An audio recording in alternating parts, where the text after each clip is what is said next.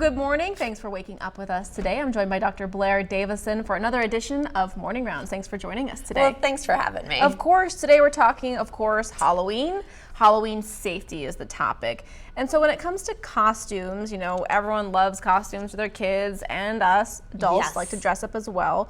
Do you have some tips on kind of staying safe out there in your costumes this year? Absolutely. So the big thing is that you want to be able to see, and you also want to be seen. So particularly for children, you want to make sure if they're going out that they're visible. So maybe putting some reflective tape on parts of the costume, but then also with any kind of mask, and this really goes for adults too, you want to make sure that you can see and that your child can see, so that you avoid falls and other unfortunate events, which gets to the whole fit of the costume.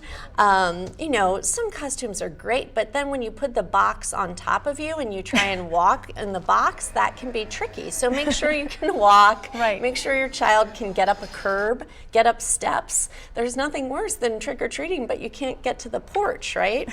So the other thing is you wanna, if you're wearing makeup, you wanna do a small test patch to make sure there's not some allergy to the makeup.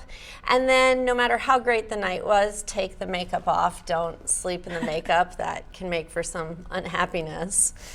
And then of course, you want to make sure that costumes are, particularly for little ones, but also for adults and college-age kids, that they're fire resistant, because there are sometimes open flames on this holiday, and you want to make sure that if something is, not fireproof, but fire resistant and warm. And what, of course, I know you never know with our weather here. Right. So trick-or-treating, what are some tips on heading out, whether you're going with your child or your child is going by themselves if they're older? So if they're going by themselves, and for some older kids that's perfectly appropriate, but it's a great time to sit down and remind children, even older children, of safety issues. So don't go alone, stay with your buddies, don't leave a buddy behind, travel in groups. I think it's always still a good idea, until they're probably teenagers, to have an adult maybe follow behind and just, kind of tail the children.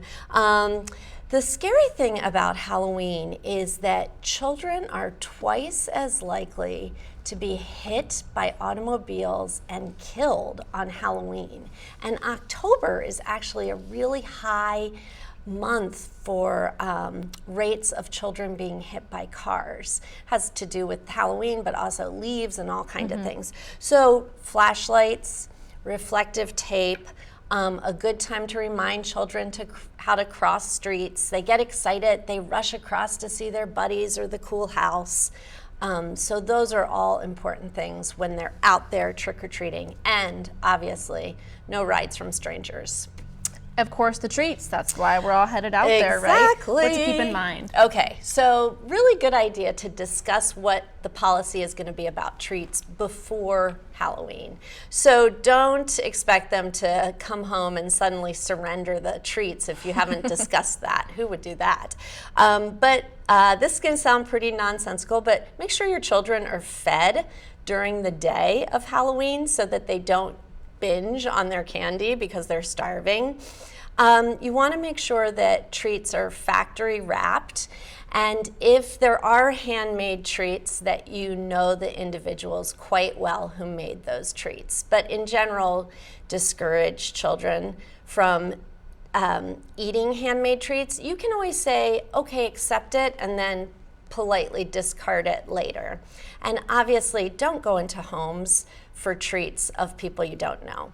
And now we'll kind of move to the big kids. We're talking high school age, college kids, lots of Halloween parties. What might you want to speak to your children about before they head out? Halloween is a big holiday, and college kids, it's big on college campuses, but you have to remember it also involves a lot of partying. And so it's a really good time to remind older children about responsible drinking, and particularly the buddy system. People shouldn't be walking alone. People are wearing masks and costumes. Don't accept a drink from somebody you don't know. And never leave a drink unattended.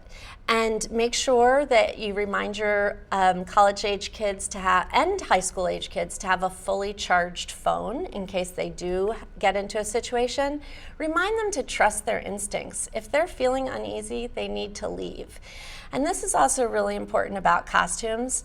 Great time to dress up and show off all kinds of things, but just remember that older college-age kids and adults are vulnerable to things like open flames, and so that mummy costume is going to go up like a hot torch if you get a flame near it. So. And if you're hosting any Halloween parties? Yeah, so if you're hosting, be a responsible host. Make sure that you have alternatives to adult beverages. Make sure that the treats also include a healthy option, and also take care with flames.